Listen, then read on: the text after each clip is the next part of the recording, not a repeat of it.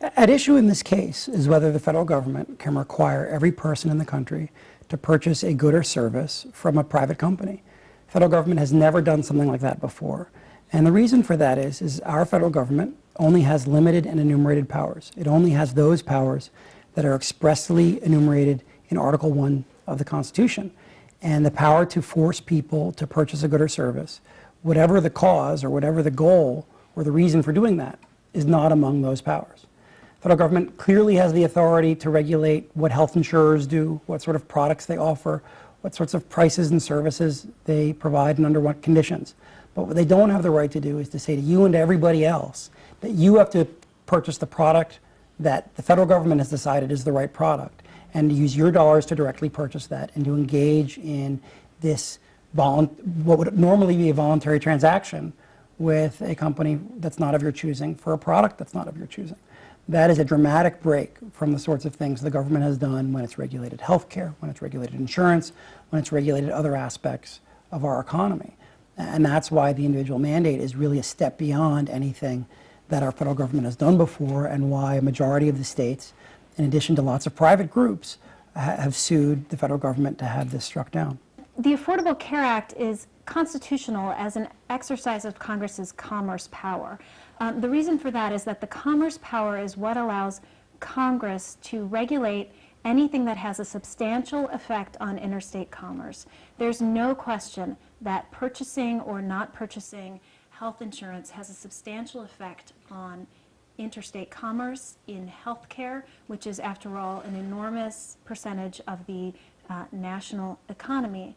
And really, the only thing that is unusual or unprecedented about this, the arguments in this case, is that the argument that Congress doesn't have the power to regulate inactivity. There has never been a test or a decision under the Supreme Court that Congress can't regulate something just because it's called inactivity. As long as Congress is acting to regulate something that has a substantial impact on the national economy, it can do so. If the Supreme Court applies the cases that it's already decided in the past, which is a big if, but I think if it does that, it has no choice but to uphold the Affordable Care Act under the Commerce Clause.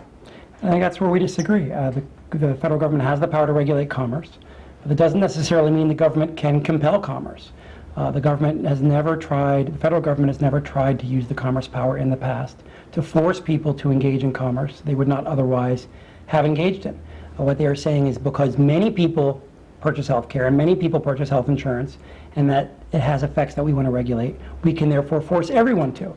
And that's both an unprecedented step, but also one that seems to be at odds with the idea of limited and enumerated powers. And so therefore something the court should strike down. But to say that it's unprecedented, first of all, is not to say that it's unconstitutional. But second, I think, you know, it's more than saying just many people purchase health care and many people purchase health insurance. We have to acknowledge that health care and health insurance are really unique. Everyone participates in the healthcare market. This is not a question of compelling anyone to participate in a market that they don't want to participate in. It's a question of telling people how they can participate, how they have to pay for the healthcare services that they are going to consume. Well, we can't say everybody participates in healthcare markets. First of all, there's a constitutional right the court has already recognized to deny medical treatment, even life-saving medical treatment. There are people who, wisely or not, decide they not only don't want insurance, but don't want to go to doctors or don't want to go to hospitals. And it's one thing to say, if you buy health insurance, you must meet certain conditions or follow certain rules. If you sell health insurance, you must follow certain rules. If you use federal subsidies or federal programs that help you pay for medical care, you must meet certain conditions. But something quite different to say, that every person, from the moment they are an adult in the United States, must acquire a good or service that the federal government has decided meets the federal government's standards, and yet that's what the government's doing here. The fact that there may be some people somewhere that don't consume health care, and I don't know any of those people, but maybe there is some small group of people somewhere in the country who were not born in a hospital, who refuse all care, who will never be in any sort of accident where they are rushed by ambulance, whether they choose it or not, to a hospital. That's possible, but that is a pretty slim reed on which to strike down an entire regulation of something that does, after all, constitute 1/6 of the national economy. I mean, this is a huge part of our economy. Commerce power fundamentally empowers Congress to regulate the economy and to regulate anything, intrastate or not, economic or not, that has a substantial effect on the economy. Now, the Supreme Court could revisit that holding, that view of what the commerce power allows. But if the commerce power allows Congress to regulate anything that has a substantial effect on the economy, it has to be healthcare. Well, the problem, though, is that the power to regulate commerce means there has to be commerce that's being regulated. And if someone's sitting in the woods in Montana, growing their own food and not going to hospitals and not engaging in commerce, they're not doing anything that the government can regulate. And so there's a fundamental difference between regulating activity that's occurring and commanding people to do something that they haven't done. And we've seen the federal government deal with this sort of problem in other contexts. So with the case of flood insurance, for example, the federal government does not say to every homeowner that lives in a floodplain, you must purchase this insurance. It says if you want federally backed mortgages, you have to get it to qualify for that. It may condition other types of assistance on it. And so most people that live in floodplains do, in fact, end up getting flood insurance. But it's not a naked mandate. The federal government has lots of ways to encourage people to buy the type of health care it wants, to be more responsible about insurance. The step it can't take is this kind of broad, this sort of a broad mandate that it's adopted. And one thing we have to keep in mind is that just because there are other ways the federal government could achieve this same goal doesn't mean that the way they chose is itself constitutional. We've seen many times the courts strike down dozens upon dozens of statutes at once because Congress did not observe the formal requirements of the Constitution in terms of what they tried to regulate. No, that's right, and I think that this method is perfectly constitutional. And you know, part of that is because if there are people living in a cabin in Montana and not consuming health care, I'd like to know who they are. They certainly are not plaintiffs in this lawsuit. For example, one of the plaintiffs in the lawsuit, after all, as we know, went bankrupt for failure to pay her medical bills that the rest of us are now, of course, on the hook for, I suppose. But surely Congress can regulate things, even things that don't constitute commerce, under the commerce power. You know as well as I do that in the Raich case from 2005, Angel Raich was growing marijuana for medicinal use on her own property, not selling it, not purchasing it, and that activity was deemed not to be commercial activity, and still Congress had the power to regulate it as part of a bigger regulatory scheme that did involve commerce. Well, I mean, in the medical marijuana case, the Supreme Court said that cultivation and possession were part of the class of economic activity and were economic in nature. But more broadly, the court said, yes, if you want to regulate commerce in a substance, you can regulate all incidents of that. In fact, you can regulate all possession of that substance as necessary and proper.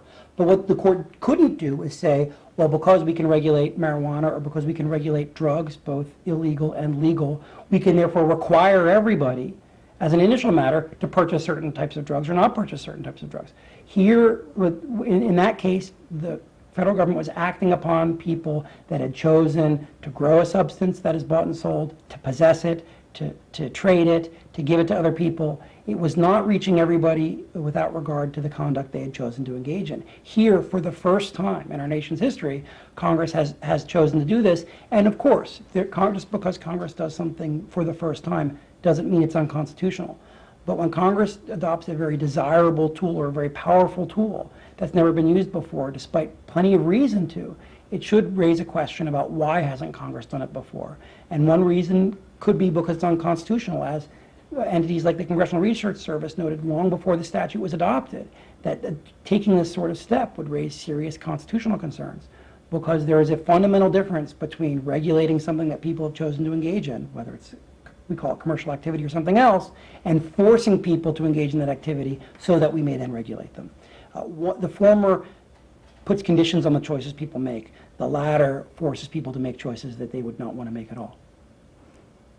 Well, yeah, but you know as well as I do that it all depends on how you frame the issue. After all, again, with healthcare, maybe unlike many other things, but unique to healthcare is the fact that everyone, virtually everyone, participates in that market, and so. What the liberty that people are really claiming is not the liberty not to participate in a market, it's the liberty not to pay for it. It's the liberty to free ride on others' payment for it. And I fail to see how Congress simply saying that you have to, if you're going to engage in this activity, you have to make arrangements so that the rest of us don't pay for it, is the same as regulating inactivity. You can call it that, but there's nothing unique or problematic from a liberty standpoint about telling people that they have to make provisions for their own insurance. And states require insurance. States require drivers to have insurance. Now, I recognize that that's different from a congressional power perspective because those states are not limited by the commerce constraints. But they nonetheless can require individuals to be financially responsible in various areas of life. And there is nothing particularly demeaning of individual liberty about requiring financial responsibility. Federal government is a government of limited and enumerated powers. So to say the federal government can't do this says nothing about what states can do. States, like the state of Massachusetts, will be free to experiment with all sorts of approaches to dealing with healthcare financing and insurance financing. They can impose mandates. The question is what the federal government can do. And the federal government is only given a small set of powers. And it's not given a general police power to force people to engage in activity that, because of the potential effects on others of their refraining from doing so. And there's a reason why the federal government's never tried to do that sort of thing before, because we leave those sorts of powers to the states. No matter what happens with this law, states will be free to experiment with mandates, to experiment with tax credits, to experiment with exchanges, with all sorts of means of providing health care and dealing with the cost of health care. The question is really whether or not the federal government, given the limits on its power, can use this particular type of tool.